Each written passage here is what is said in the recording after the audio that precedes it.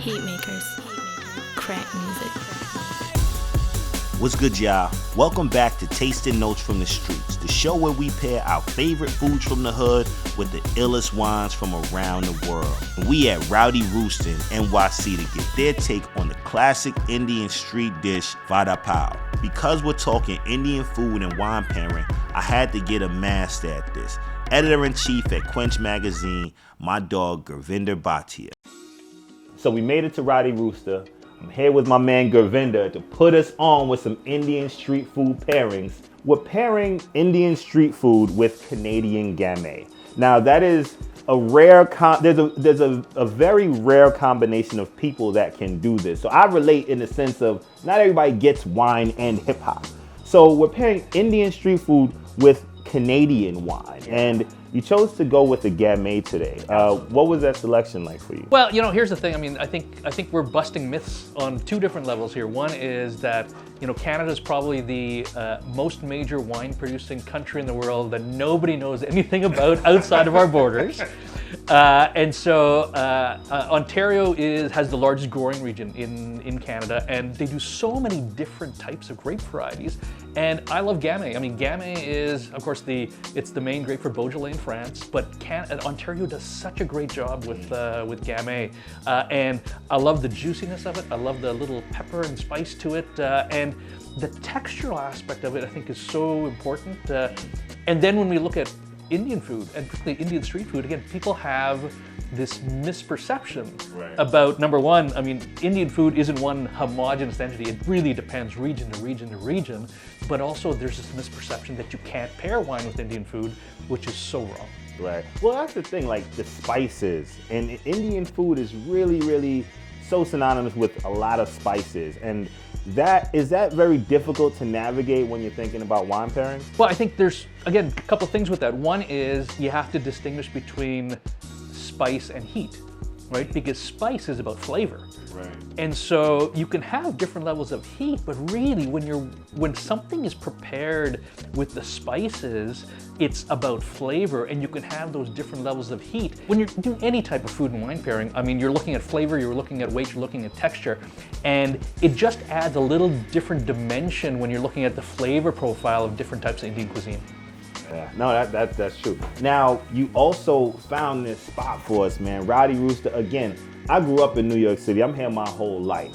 But there are certain parts of town in NY that you go, you know where to get the good Indian food, man. So is this a spot that you come a lot? Well, when I'm in town, absolutely. And you know, the Unapologetic Food Group that owns this, along with Dhamaka and Masala Wala and so, I mean, they, to me, are doing Indian food the way it's supposed to be done. Because for so long in North America, there was really kind of a bastardized version of Indian food that was happening, and it made everything kind of taste the same. And I think what I love about these guys is that each one of their restaurants is so distinctive in terms of a particular type of regional Indian cuisine, and the dishes are not all the same, because in India, it isn't all the same. Right.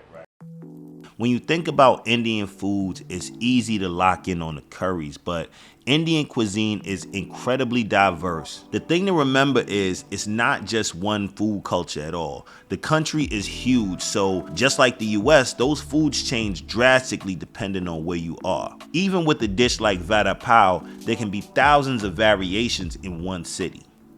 So guys, Vada Pao is a very quintessential street food of Mumbai, and Vada Pao is like the most quintessential food item from Mumbai that people love to eat, who grew up over there, and everybody in Mumbai has a spot of Vada Pao. Like in my family there were 5 people, and everybody had their own spots of eating the Vada Pao. To put it in perspective, it is very similar to how you have a hot dog carts on nook and corners of New York.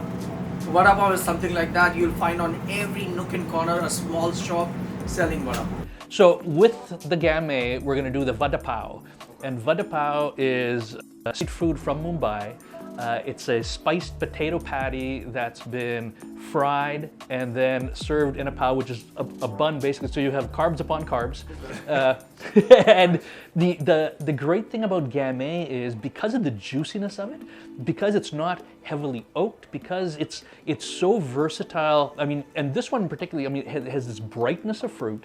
It has this juicy acidity to it, which really lends itself well when you're doing flavorful dishes like a Vada Pao, because it doesn't fight with the heat and the spice. All right, so I think we're ready for this pairing, man. So, ready to roll? Yes, sir. All right. That's a Vada Pao. I love it. A lot of childhood memories over here, please. I love this, man. This is real as it's gonna get. We straight in the street food boxes. You know, this is that situation. Like for me, you know what? I'll save this part until we're eating. We doing this because not enough people are aware of the incredible wines that are coming out of Ontario right now. Now, don't get me wrong. It made its name thanks to the success of Riesling and ice wines, but actually it has the same latitude of southern France and great soils, which means so many great varieties thrive here and produce exceptional wines with great freshness and elegance. And my man Gurvinder took this pairing even further with the Gamay from Niagara Falls in Canada, another area where this varietal thrives with a whole different expression. So let's get us poured up here. Gurvinder, I will let you do the honors. Absolutely. It smells amazing. I smell the spices and everything. I smell the spice and the heat right away. So I'm a little nervous, but you gonna see. Don't be scared. Don't be scared. Don't be scared. No, seriously, as soon as he opened the box, it's like, boom, this is what's going on. I feel like I'm in the crib, Gurvinder. I feel like Gurvinder took us to the crib.